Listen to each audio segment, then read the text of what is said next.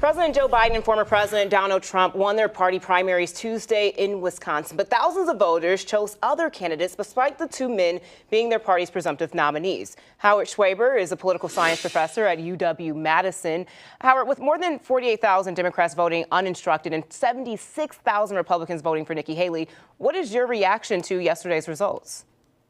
It's a very strange election. Very early, each party has a clear nominee. That's a little unusual.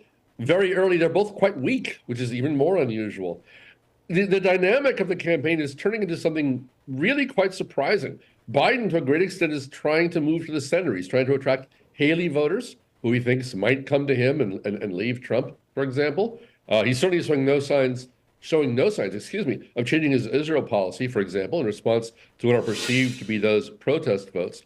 Trump, by contrast, is really playing to minority voters. His campaign has discovered that the immigration card, the anti-immigration card, plays quite well among second-generation immigrants and minorities in general, and that cultural conservatism in general plays well among minorities. So we have this is a very strange, campaign strategy in which two weak frontrunners are each trying to shore up their base by appealing to a very non-obvious constituency in a way that, frankly, threatens to turn off some of the voters we would have expected to be their core support.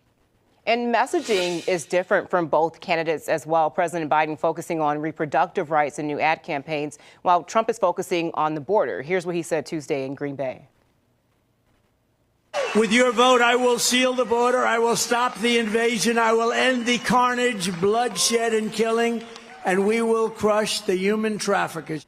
You touched on this already, but what are your thoughts on that?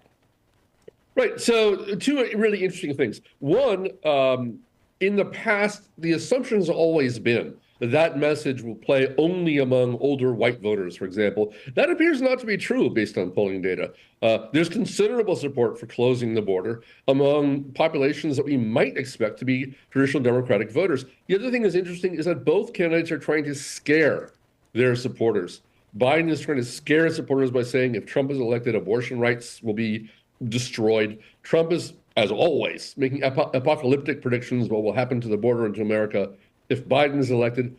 Biden is going after suburban women with his appeal to abortion rights, and Trump is going after working class voters. As I say, this begins to look like the creation of new coalitions, at least around the margins.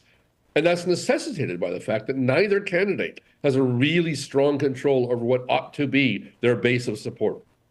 All right, we will see what happens in the months to come. Howard Schwaber, thank you so much for your time this afternoon. Thank you.